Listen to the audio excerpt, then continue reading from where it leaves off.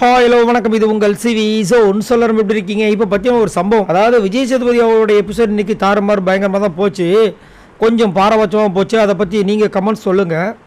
இப்போ என்னென்னா சாண்ட்ராவை வந்துட்டு பயங்கரமாக வச்சு செஞ்சுருப்பார். கடைசியில் பார்த்தீங்கன்னா சாண்ட்ராவை வந்துட்டு குட்டி பாப்பா மாதிரி ஆகிட்டார். திவ்யா வந்து உங்களை யூஸ் பண்ணுறாங்கன்னு மாற்றிட்டார். கடைசியில் இவங்க ரெண்டு பேரையும் காப்பாற்றுறதுக்கு விஜய் பார்வதியை வில்லி ஆக்கிட்டார். என்னடா நடக்குதுன்னு கேட்ட மாதிரி ஆயிடுச்சு.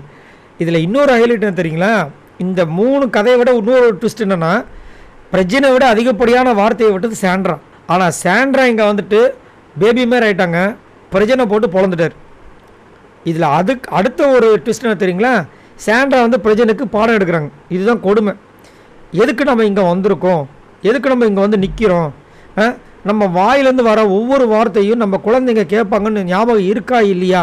நான் தான் ஆல்ரெடி சொன்னேன்ல, நீ பேசும்போது 2 வாரத்துக்கு முன்னாடியே நான் என்ன சொன்னேன், நடுவில் கூட சொன்னேன், நீ ஏன் கேட்கல இப்படின்னு சொல்கிறாங்க. சரி, இவ்வளோ அட்வைஸ் பண்ணுறேன், நீங்கள் முதல் வாயில் நல்ல வார்த்தையை யூஸ் பண்ணியிருக்கீங்களா? அப்பா வாயிலேருந்து வர வார்த்தையே வந்து குழந்தைங்க கேட்டு மனசு கஷ்டப்படுனா அம்மா சொன்னால் எவ்வளோ கஷ்டமாக இருக்கும். நேற்று விக்ரமுக்கு லிட்ரலாக அவ்வளோ மட்டமாக பேசியிருந்தாங்க. திவ்யா உள்ளதாக இருக்கா, போய் கூப்பிட்டு வா, கழுத்தை பிடிச்சி இழுத்துட்டு வாங்க, எவ்வளோ வார்த்தைகள் விட்டாங்க. கொஞ்சம் நெஞ்சம் கிடையாது. உங்கள் வீட்டில் வந்துட்டு ஒரு ப்ராப்ளம் நடக்கும், அப்போ நான் வந்து பாட்டு போடுறேன்னு சொல்லியிருப்பாங்க. இதெல்லாமே கேவலமானது.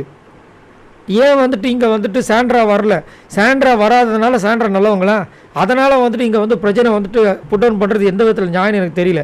நாளைக்கு அவர் வெளியே வந்ததுக்கப்புறமா இதெல்லாம் பார்த்தாருன்னா, ஆனால் பாவிகளா, நான் சொன்னேன் சரி, எனக்கு மேலே அதிகப்படியாக இந்த சாண்ட்ராவை பேசியிருக்காளே, இவளை பற்றி ஏதாவது சொன்னீங்களா அப்படின்ற மாதிரி அவர் காண்டாக மாட்டாங்க. இதில் வேறு இந்த பொண்ணு வேறு என்னை வச்சு செய்கிறாளேன்ற மாதிரி பார்க்க மாட்டார். ரொம்ப கொடுமையான சுச்சுவேஷன் என்ன தெரியுங்களா? பிரஜனுக்கு தான்.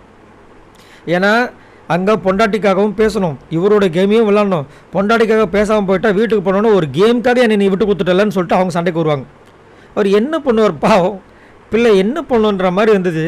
ஆனால் கடைசி நேரத்தில் டக்குன்னு இவரை கோத்து விட்டு அங்கே ஒரு அழுகையை போட்டாங்க பாருங்க. எனக்கு ஷாக் ஆகிடுச்சு. அது கன்ஃபார்மாக ஒரு அழுகை வரும். என்னென்னா தன்னோட கணவன் வந்துட்டு மற்றவங்க முன்னாடி அசிங்கப்படும்போது கோவம் வரும். ஆனால் இவங்களோட விஷயங்களை மறைச்சிட்டு டக்குன்னு அவரை வந்து ஃபுல்லாக பழிய போகிறது எந்த விதத்தில் நியாயம் எனக்கு புரியல.